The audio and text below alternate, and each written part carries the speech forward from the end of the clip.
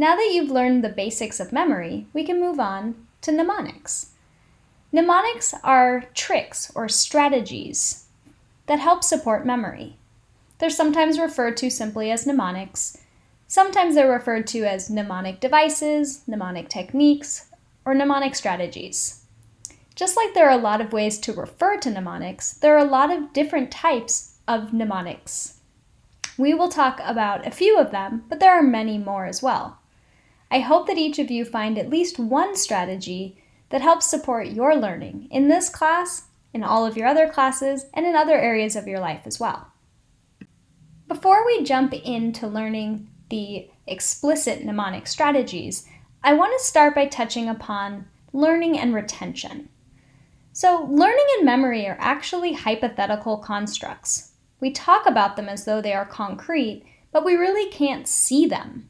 We infer that learning or memory have happened based on whether somebody can discuss that thing, or whether they respond in a different way, or whether they get the question right on the exam. So we can infer that learning and memory have occurred, but we can't actually see it. Now, there are many times in which it's difficult to recall information at the point at which we're trying to recall it. I'm sure all of you have had this experience at least once or twice. I know I've had it many times in making these videos. So there are many reasons why we might not be able to recall information at any given time. It might be that we forgot the information. Forgetting can be due to a variety of issues. One of them is interference. The idea that we forget things because other events and other pieces of information interfere with each other in our memory. The tip of the tongue phenomenon, where we know something but we can't quite come up with it, is a perfect example of information that feels almost like it's forgotten, but isn't forgotten, because we know that we know it. Forgetting can be frustrating when we can't come up with the information that we need. But another issue with forgetting is that it influences our decision-making and our view on the world, but we don't know that that's happening because we have forgotten the information. So even though we can't access something consciously, doesn't mean it's not influencing us. And when we can't remember what we've forgotten, that can lead us to trouble. Next question, as quickly as you can. How many animals of each kind did Moses take on the ark? Now, I know from teaching this class many times in person that many of you just came up with the answer 2. And you're probably feeling very confident. When I've done this exercise in class, the majority of students rate their confidence on a scale from 1 to 10 as a 10. Would you rate your confidence the same? I'm sure many of you do. However, if you listen closely to the question, how many animals of each kind did Moses take on the ark, you might have noticed that Moses did not take any animals on the ark. You're thinking of Noah. This is an example of a recall error and is an example of associative networks that I introduced in the last video. It's a recall error because the information that you recalled is incorrect. And the reason that you were able to fall for this is because Moses is very closely related to Noah in most people's associative networks. Oftentimes, biblical terms and biblical names will be categorized closely to each other. If I had asked you how many animals of each kind did Jack take on the ark, you probably would have noticed that I was using the incorrect name. Even more so if I had said how many animals of each kind did Ashley take on the ark. You probably wouldn't have fallen for that. Another reason why we have issues with recalling information when we need it is that there's often a lack of effective cues or effective hooks, things that trigger our memory. Again, this is why recall tends to be much more challenging than recognition, where those cues or clues are there. Another reason we can't recall information when we need it is potentially because we never learned it in the first place. I want to give you an example of hooks. So, can you tell me the names of the 7 dwarfs? And I know from experience that some of you know this right off the bat. You tend to be big Disney fans. Some of you have never seen the movie, don't know anything about it, and won't be able to name a single dwarf. But the majority of you know that you knew it at one point, or would recognize it if I provided you with the various names, but can't come up with it right now. So if you're one of those people who can't come up with it now, is it because you never knew it, can't remember it now, or completely forgot? It could be a lack of effective cues. What if I told you that one of them was always tired? Did that help you come up with sleepy? What if I said one of them's really shy? Maybe now you came up with bashful. What about if I told you one of them had really bad allergies? And now you remember that one of the dwarfs' name was Sneezy. What about one who was often in a bad mood? Oh, right, that's Grumpy. Now, is Silly one of their names? Most of you came to a quick conclusion that Silly's not one of the 7 dwarfs. Those all serve as cues or hooks, right? The clues that I gave you help trigger your memory. You also have a sense of knowing that Silly is wrong, even if you can't place how you know it. Retention intervals refer to the time between learning something and then either retrieving and remembering it or forgetting it. It's important to note that these retention intervals vary considerably between people and between situations and between different pieces of information. What we do know is there is a time-based relationship between learning and memory, and we refer to that as temporally related. Now, please answer the following questions aloud. What continent is Kenya in? What are 2 opposing colors in the game of chess? Name any animal. In a research study, 20% of all people in the study named a zebra. Now, zebra is not the most common animal, so it is notable that 1 in 5 people came up with zebra. And about 50% came up with an animal from Africa, despite the fact that the study took place in the United States. Why did this happen? This happened because by thinking about Africa, by coming up with the answer to what continent is Kenya in, and then thinking about the colors black and white, the 2 opposing colors in the game of chess, you are already priming yourself to think about Africa, black and white. And so it makes sense that zebra would be closely related in your mind. This is an example of an associative network. That information that's stored in your long-term memory is in a spider-like organization of information, which closely related topics are near each other, and those that bear little relationship to each other are further away.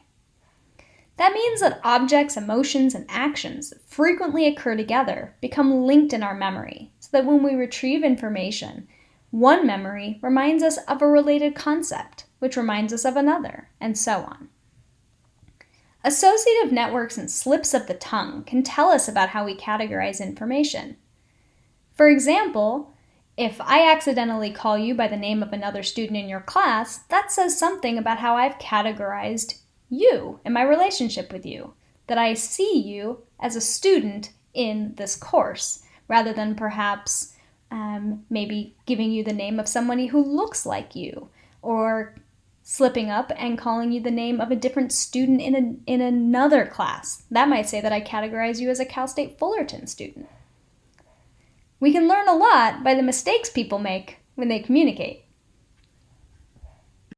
Let's try another example. I'm going to read a list of words.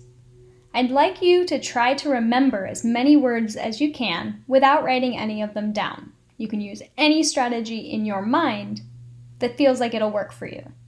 Of course, you won't be graded on this, so don't worry if you don't do as well as you hoped. I will read the list, you'll try to remember as many as you can, and then I'll give you a chance to try to either say them aloud or write down as many as you can, so we can see how you do. Okay, here goes with the list. Spring, purple, wrist, pen, scarf, Mercury, Milwaukee, novel, Italian, viola, omelet, Russia, Labrador, cherries, entourage, people. Okay, pause the recording and see how many you can remember. Okay, now I'm going to give you a hook or a cue and see if that helps bring back your memory of more terms than you could remember on the first try. A season of the year, a color, a part of the body, a writing instrument, an article of clothing, a planet, a name of a city, a type of book, a language, a musical instrument, a meal, a country, a breed of dog, a food, a TV show, and a magazine. Did you do better on the second try? Most of you probably did. The major reason why most people do better on the second time is because those cues bring back memory. So you might have forgotten spring the first time through, but when you heard a season of the year, you remembered that spring was on the list. That is the power of creating hooks. I want you to think for a moment, what are the implications of this in terms of studying? Now that we're on the topic of studying, let's look at some strategies that help promote learning.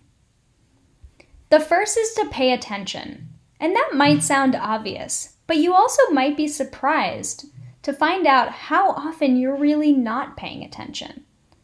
For example, can you draw a penny right now? Could you accurately draw a penny? Do you know which way the face is facing? Do you know where the date goes? Do you know what words are written?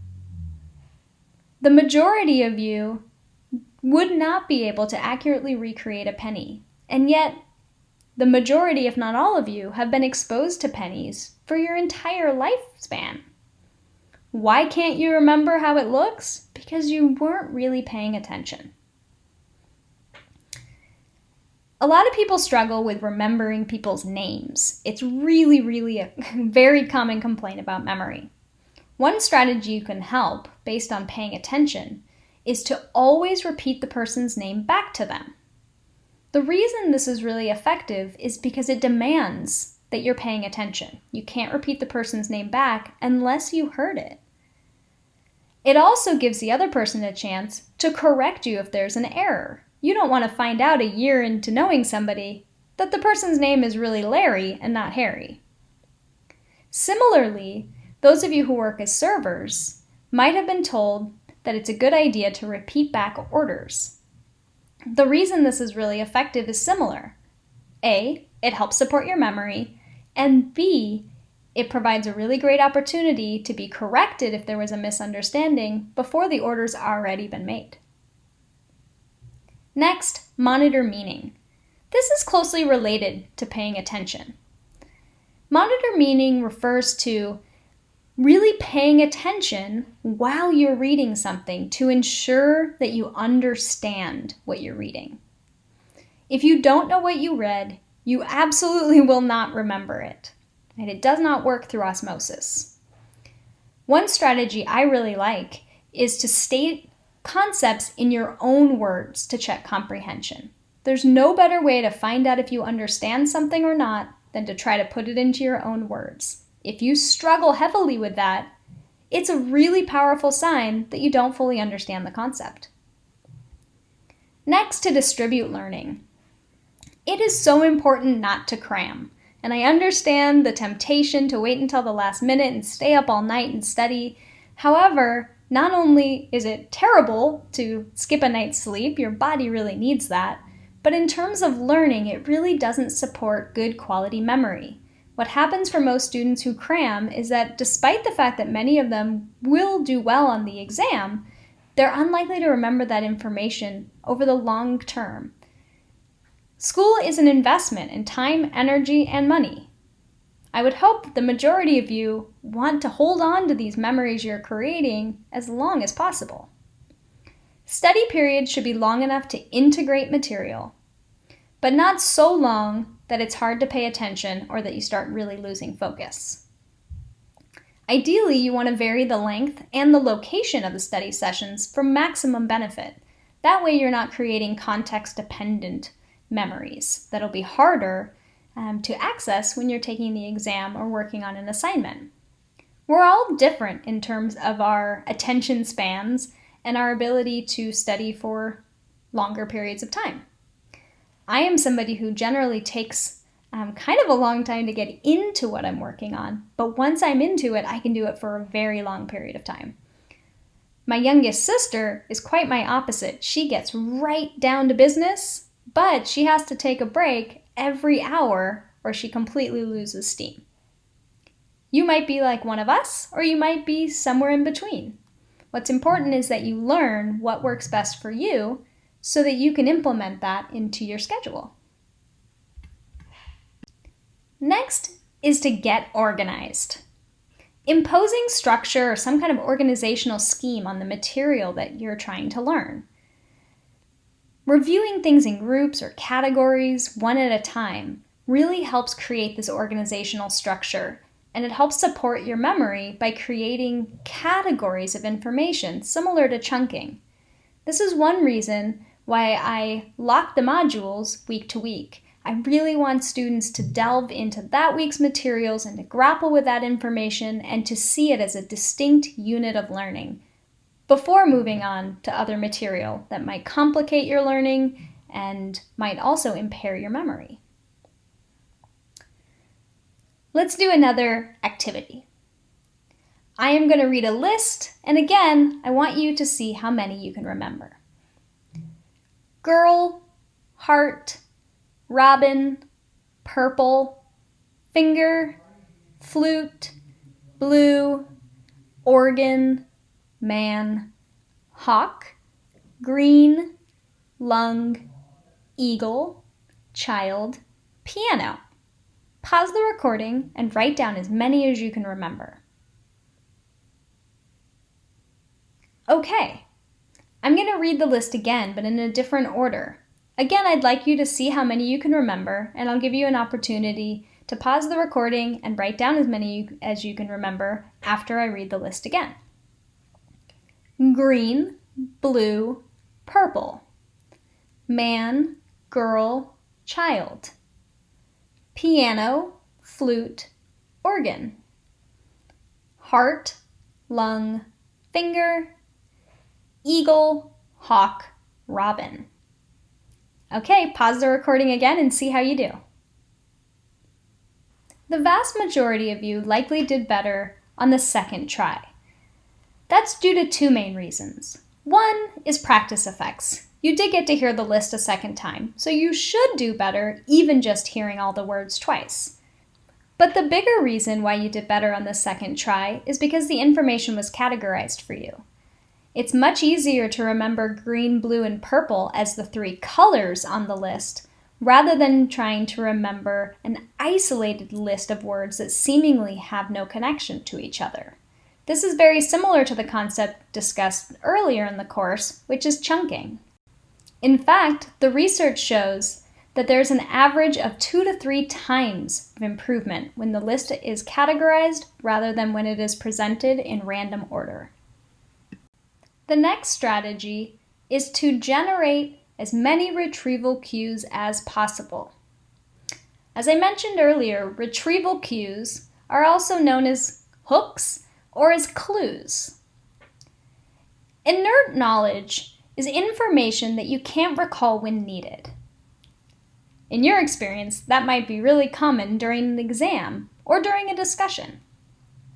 Encoding specificity refers to the fact that material is more likely to be recalled in situations or with cues that were available when you learned the material. Deep understanding of material and practicing with multiple cues makes it easier and more likely for you to recall information when you need it. Retrieval cues were what was used in the applied example on the previous slide. Next, overlearning. Overlearning refers to the concept of being able to really reflexively discuss information So for example, if you were studying with flashcards, maybe for vocabulary, for example, you wouldn't want to stop studying with those flashcards the first time you make it through without an error. Instead, you want it to be like the back of your hand, right? You want to be able to get through those flashcards super quickly and super accurately. Once you know something that well, you can feel more confident that when you're under pressure, you'll be able to access that information when you need it. Next, setting yourself up for success. There are a lot of factors that affect your memory and your ability to be successful in important situations. That includes non-cognitive factors that affect learning and memory, such as not getting enough sleep, not exercising enough or exercising too much, not eating quality food, being really stressed or really anxious under a lot of pressure, using drugs. All of these things will absolutely directly affect your ability to recall information when you need it most. The last suggestion we're going to discuss in this lecture presentation for promoting your learning is to use mnemonic devices, and that's what we'll be discussing for the rest of this presentation. Moving on to mnemonics. Those of you who like to pause the recording to watch videos might consider pausing here to watch the video mnemonics. Mnemonics are techniques for enhancing memory. They help reduce cognitive load and they help limit forgetting. Mnemonics can be broadly subdivided into external and internal strategies. External strategies are just like it sounds. They're external to you, things outside of your mind that support memory. They tend to reduce anxiety because we know there's something there to remind us. We don't have to keep it in our working memory, where it's going to continue to stress us out and be a distraction and contribute to cognitive load. Some examples are to-do lists, notes to self, calendars, alarms, photographs. What other external strategies do you use? One that I use in my life is leaving things by the garage door. If I'm nervous that I'm going to forget my lunch or I'm going to forget an important paper, I always put it where I know I'm going to see it on the way to my car.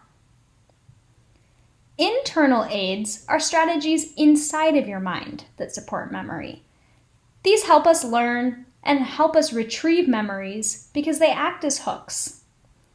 Some examples that we're going to discuss are rhythm and rhymes, first letters that are also known as acrostics, peg words, and method of places. There are many, many more strategies out there that you can certainly look up if you're interested, particularly if none of the ones we discuss in this course feel like the right fit for you.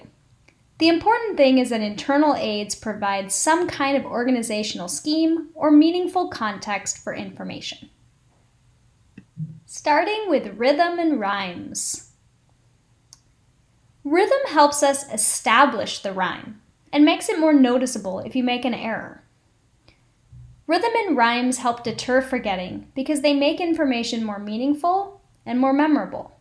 And again, they also help us notice if we've skipped something because it doesn't quite sound the same. There are many examples of how rhythm and rhyme are used in our society to help support memory. One example is the saying, 30 days hath September, April, June, and November. All the rest have 31. Except February alone, which has but 28 days clear and 29 in each leap year. Another rhyme that we use to help support our memory in terms of spelling is the saying, I before E, except after C. Now, this isn't a perfect saying because there are some exceptions, and a lot of people forget the very important second half of that saying, I before E, except after C, or when sounded as A, as in neighbor and way. But there are some tricky words, like Ashley spelled the way I do, L-E-I-G-H. It's not Ashley, but to fit with the saying, it would need to be. Another example of a term that doesn't fit with that saying is codeine, the medication, C-O-D-E-I-N-E. Another place where we use rhythm is in singing the alphabet. And you'll notice if you sing the alphabet right now, no matter which letter you leave out, it'll be noticeable when it's missed. Nursery rhymes are intentionally used to help children learn. Not only are they catchier, but again, they support the memory development of the child who's learning them. Now, I haven't used the quadratic equation in over 20 years, but I know it by heart. It's not something that I have practiced or even thought much about since I was in high school, with the exception of when I teach this course. Why do I know the quadratic equation? Because I learned it to the song, Row, Row, Row Your Boat. If you learn it that way, it really sticks. Same thing with knowing the presidents or the states and the capitals. Those who learned it with a rhythm or a rhyme tend to retain the information for much longer than those who simply memorized the information, moved on, and forgot all about it. Next up is first letters, otherwise known as acrostics. This strategy is the most commonly used for test preparation. It can be used to remember items in a category, generally, or in order. For example, homes stands for Huron, Ontario, Michigan, Erie, and Superior, which are the Great Lakes. The Great Lakes aren't in any particular order, so that mnemonic is just used to generally know about what is in that category. An example of using first letters or acrostics in order would be PEMDAS, which is pictured on the top image. PEMDAS refers to parentheses, exponent, multiplication, division, addition, and subtraction. Those of you who have been stumped by the very many social media math questions that go around probably forgot about PEMDAS. It's almost always the trick to solving those questions. Another example of in order is the bottom picture.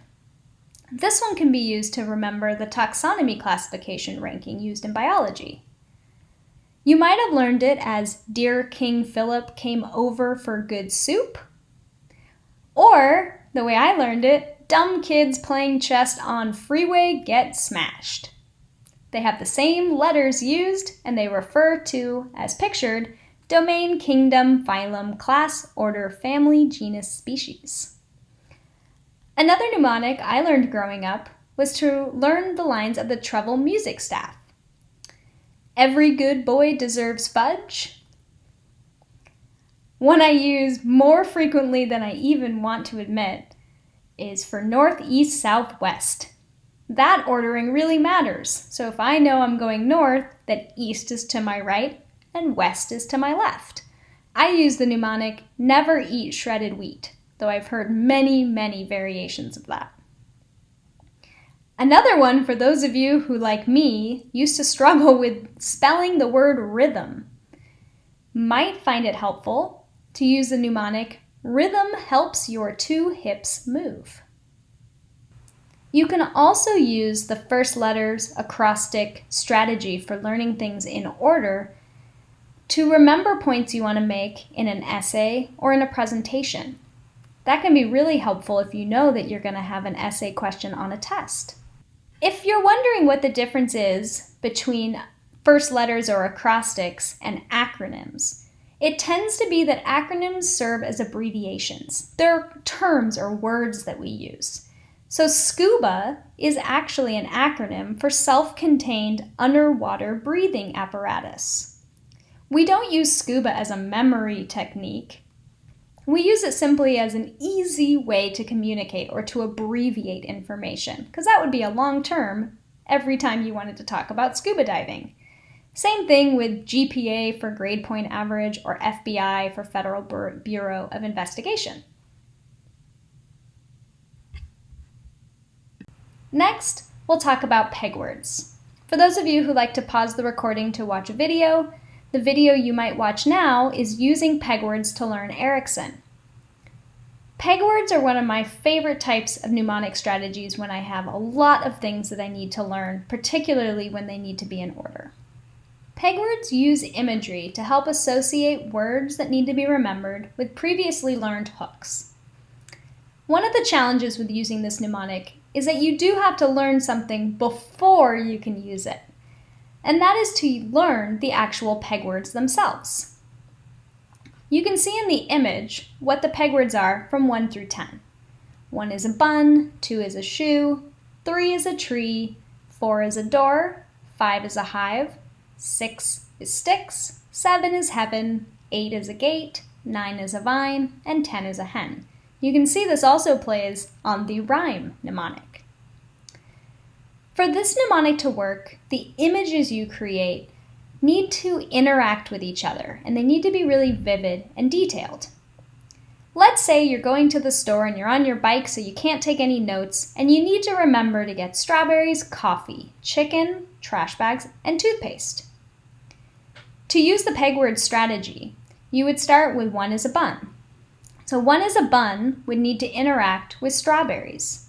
You might do this by maybe having a cinnamon roll bun that's covered in a strawberry sauce. Again, the more vivid, the more detailed, and the more interactive, so you really want the strawberry to interact with the bun, the better it'll work.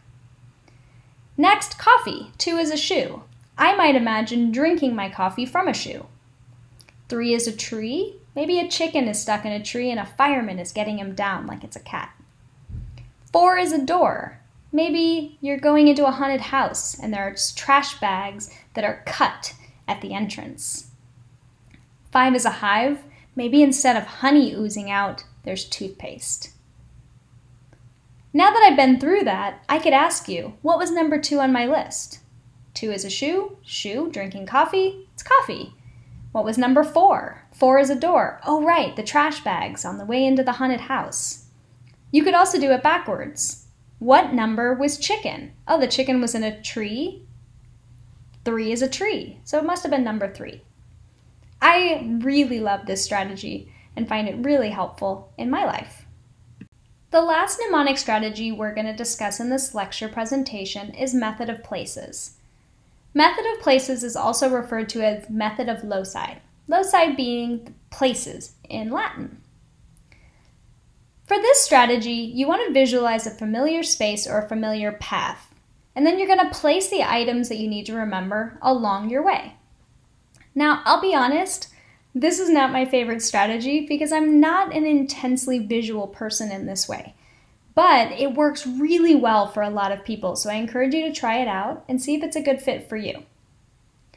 So first, come up in your mind with a space or a path that you know really well. So maybe it's the path from your bedroom to your kitchen. Maybe it's the path from your dorm to the building that you go to most often.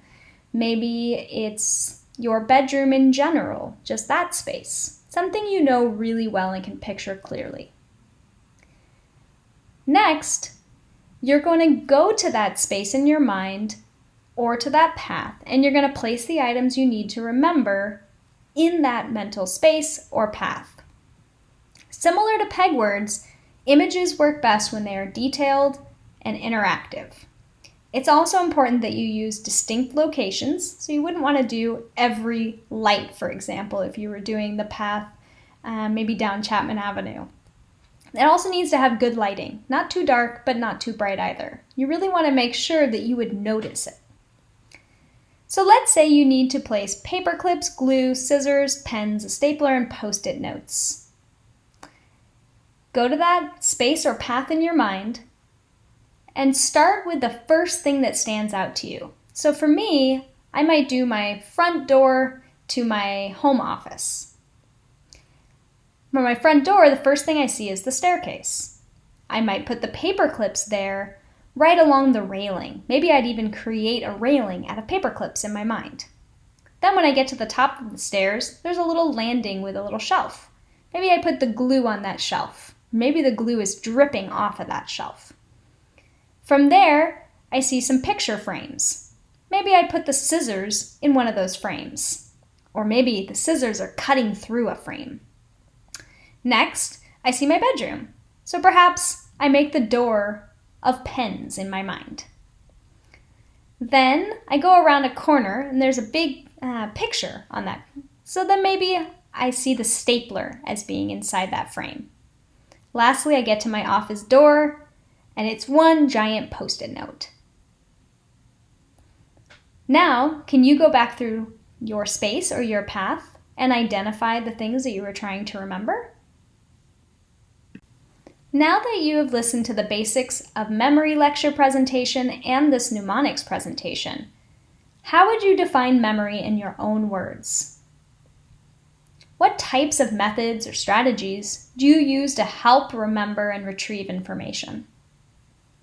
In what situations would you want to use external aids to help support your memory? What about internal aids?